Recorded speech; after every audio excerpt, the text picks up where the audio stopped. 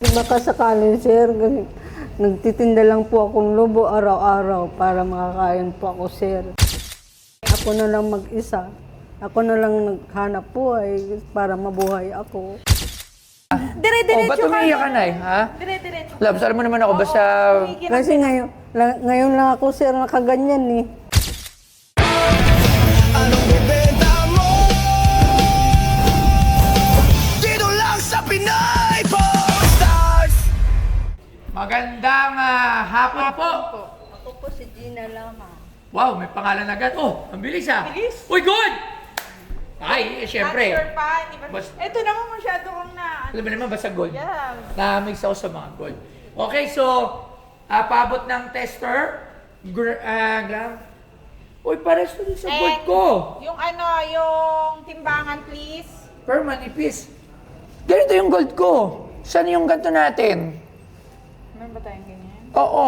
Ito lang nga pala, hindi ko pa nga nakukuha kay Angelo Saan mo yun. ito nakuha, nanay? Binili ko po sa kaibigan ko, gold po. Ah!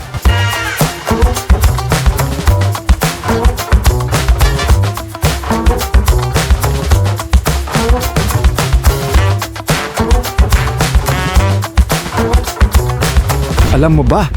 Ang pirasong ito ay isang Austria-Hungary. 4 na Ducat gold coin mula sa panahon ni Franz Joseph. Isa sa pinakamatagal na namuno sa Europa. Gawa ito sa 78 punto, 6% pure gold at kinikilala bilang isa sa mga pinaka-iconic na European gold coins. Ang disenyo nito, mula sa portrait ng emperador hanggang sa double-headed eagle sa likod, ay sumasalamin sa kapangyarihan at kasaysayan ng Austria-Hungary. Dahil sa kasikatan at mataas na halaga nito, marami ring umiikot na peke o replika ng ganitong uri ng barya sa merkado. Kaya mahalagang masigurong authentic at tunay na ginto ang hawak. Ngayon, may magbebenta sa PP Stars ng isang Austria-Hungary. 4 na Ducat gold coin mula sa panahon ni Franz Joseph. Okay. So, hintay lang, papakuha ko lang. Ay, Ito, pwede ito ko yung ba malaman binibili. kung magkano mo yan nabili dati? Ito yung binibili ko. Ano lang po, 2,000 pininta sa Ha? akin. 2,000 binenta sa kanya. Posible yun. Kung ginto, bakit 2,000 ibebenta? Yes. Baka, 2,000 mo lang yung nabili na eh? opo.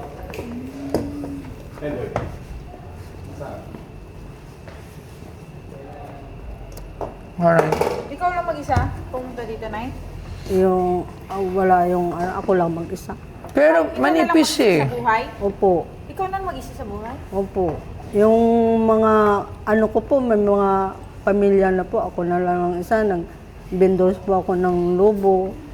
Jackpot ka rito. Jackpot ka. Ako 2,000. Tsaka, Magkano mo naman ito binibenta? Oo. 6 po, sir. 6,000? Opo, sir. Ha? Opo, Hindi. sir. 10,000. 10 grams to. 10 grams. Ito kasi 21 karat to. Pares to na sa atin eh. Kaso nagtataka ako, bakit ang gaan? Supposedly, dapat to 27 grams. So meron tayo nito. Paano kaya natin makukuha? Nandun sa bahay para Pero kasi to 10 grams. Ano na lang natin? Dahil lang muna. Calculator. Ako, alam mo, hindi na kailangan yan. So, sobrang galing ko na sa mga Hindi mo na masyadong tinatanong si nanay. Masyado kang na-excite. gold eh. Sorry, Naya. Parang, ay, dire-diretso ba't umiiyak ka, Nay? Ha? Dire-diretso. Labs, alam mo naman ako, basta... Kasi ngayon lang ako, sir, nakaganyan eh.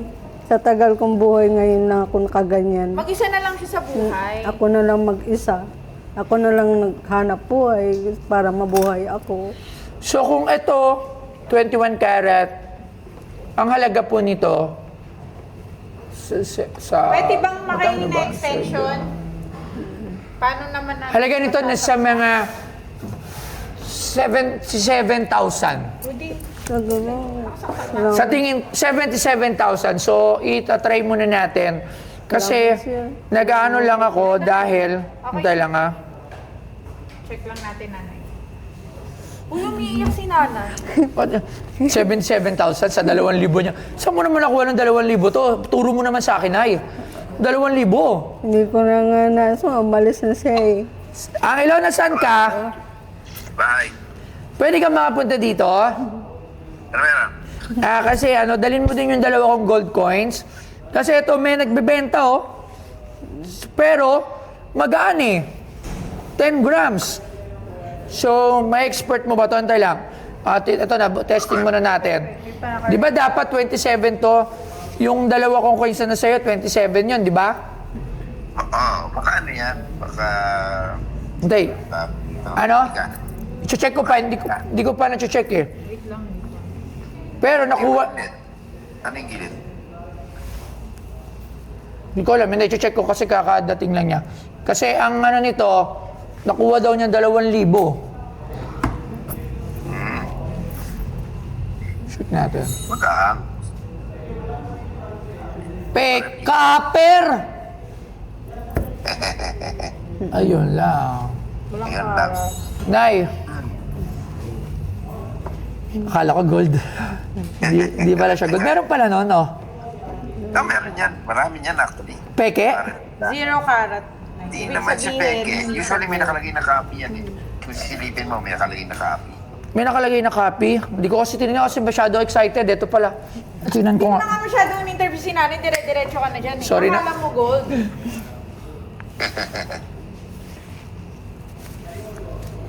Lalong umiyak tuloy si nanay. Wala siyang nakalagay na copy. O, kung wag lang nakalagay na copy, fake. Ayun lang. So, Pwede ba i-try ulit sayang. natin? Sana papakita ko nga sana dito yung sa atin eh. Wala na yung sa'yo? Hindi, nasa bahay eh. Sana i-expert din kita. O, sige, maraming salamat, Sir Angelo. Thank you very much. Sige. Pero pag napadaan, dali mo dito yung 2 coins ha, Papa. Sige, dadali ka. Love you. Thank you. Copper nga siya, copper.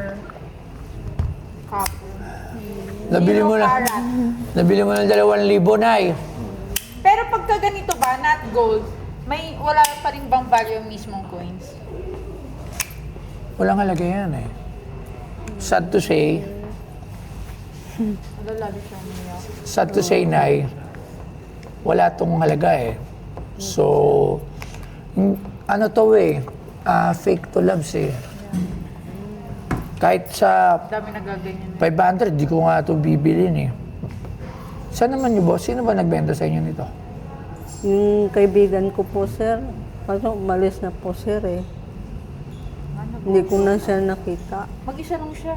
Wala pong anak? Wala po. Asawa? Wala rin. Ano ko tama? Mag-isa ka lang. Magkano mo ito binibenta? 6,000. Magkano ibigay niyo, sir? 6,000. Wala naman tong halaga. Kunting tulong na lang, sir, sa akin, sir. Yan, alam nyo, sa mga Kunting tulong na lang, sir. sa mga nanonood, kasi dito marami talaga nagbebenta sa atin ng peke. Sobrang dami nagbebenta ng peke dito sa amin. So, madaming matatanda na din yung mga napepeke. So, isa na rin kayo dito. So, katulad nito, yung 2,000 nyo, binili nyo ng peke. Tapos binenta niya dito. And nagbabalon siya eh. Bibenta ng logo. Ay, tulong na lang, Sinabi niya. sir. Nagbabalon pa. ako, Magkano mo ito binibenta? 6,000. 6,000. Opo, sir. Yung 2,000 mo, Baka sakali. Baka sakali, sir. Nagtitinda lang po akong lobo araw-araw para makakain po ako, sir. Pangkain ko araw-araw. hindi ko ito mabibili ng 6,000, loves. Kasi, peke ito eh. So, wala itong halaga. Pero, Bahala na. nagsabi po ba kayo ng totoo? Opo, sir. Ibabalik ko na lang yung pera na pinagbilan niya nito. Dadagdagan ko na lang ng 1,000, gagawin ko 3,000. Para hindi ka nalugi. Tapos kung makita mo yung nagbenta sa'yo nito, sabihin mo sa kanya, huwag nyo naman samantalahin yung pagiging hindi nyo, yung mga hindi nakakalam, kasi akala ko nga golden eh. So isa rin pala ako. Kaya mo nga hindi na tinapansin masyado si nanay. Excited ka, hello. Syempre kasi gold, alam mo naman, basta mga gold. Bibigyan ka ng 3,000. Para wala kang lugi, nanalo ka pa ng 1,000. Siguro, Hirap na yun. Enough. Ako, hindi ko na siguro dadagdagan kasi binalik mo na yung 2,000. Nihintay ko kasi baka mamaya hindi mo balik yung 2,000. Ibabalik natin yung 2,000. Bibigyan kita ng additional na 1,000. Gagawin kong 3,000. Dahil napeke ka ngayon, itabi mo yan. Opo, sir. At kung sakali, makita mo ulit kung sino nagbenta niyan. At para sa mga nanonood, huwag kayo basta-basta nang bili. Tapos ibibenta nyo dito. Hindi, huwag sila basta-basta nang bili nang hindi sila sigurado. Kasi nga, ako nga, actually, napeke rin ako parang 30 grams nung isang Sir, beses. pwede sir, dagdagan nyo naman sir, para makauwi na ko sa amin sir. Saan po ba Sa mga probinsya nyo, Bacolod sir. gusto mo ba umuwi ng Bacolod? Opo sir. Bakit? Magkano kailangan mo dagdag? Kung magkano dagdag nyo sir, Magkano para makauwi ka ng Bacolod? kahit mga 5K na lang sir. 5K po lahat. Opo sir. O sige, ako na magdadagdag ng dalawa. 5K. O sige po, 5K mula po sa amin. Hindi mo kami niloloko. Opo sir. Okay, so sige po, bibigyan ka namin ng 5K. Maraming salamat po, Nay. Thank you. Ano po pangalan po ulit nila? Gina po. Mag-ingat ka na, marami. Gina, maraming manloloko. So maraming salamat, Nay. Sige, bigyan ng 5,000 si Nanay Gina. So, thank you, Nay. Akin na lang kaya yung peke para sample. Pwede ko ba mahingi na lang yan? Sa'yo na lang yan sir. Oo, yan. So, Para may sample peg. kasi akala ko talaga. So, i-compare natin to dun sa Halatang akala coins. mo. Kasi talagang, tututut, kuhain yung ganito. Hindi, nung nakita ko, pero nung nahawakan ko na, sabi ko bakit magaan? Kasi yung ano nito, 27. So, i-compare natin, bigyan natin ng sample. So, para matuto din yung mga manonood natin kung ano yung sinasabi ko. So, yun guys, katulad nga ng sinabi ko kanina dun kay Nanay, yung dinala niyo sa akin, binili niyo ng 2,000 sa pagkakalang ito ay gold. Alright? Ako rin, unang tingin ko, akala ko gold. Pero nung once nahawakan ko, nag-doubt ako kasi it should be weigh around 27 grams. Katulad nito. So, mas malaki pala siya. So, yun. So, ito ay 27 grams, 21 karat. So, ito ay isang 1800s coin. So, ayan. So, bakit ko nasabi kasi kanina, akala ko talaga. So, be careful po para sa lahat ng mag-aalok sa inyo ng gold at kung ano pang iaalok sa inyo. Make sure na matitest nyo to ng mga tamang gamit at always look for the exact weight. Check nyo rin sa Google and everything para po hindi kayo maloko. So, ito po siya. Ito po yung real gold. So, 21 karat. At ito po yung ating fake coin. So, I hope may natutunan kayo sa episode na to. At maraming salamat po. Tsaka po tinala meron tayo nito. Yes, maraming salamat po, Nay. Thank you very much po. Salamat po. Matagal na po ako dito sa Maynila. Abang buhay na ako nanabaho dito. Wala po akong sapat na makikita. Yung sapat ko lang po yung pangkain ko araw-araw. Paano ako mabubuhay dito sa Maynila. Kaya kung sino mang gustong tumulong sa akin, tatanggapin ko. Tuwa na po ako. Yun lang po. Laking tuwa ko po makauwi ng Bacolod. Bustoyo, maraming salamat po sa inyo. Nagtulungan niyo ako ngayon. Laking tuwa ko po.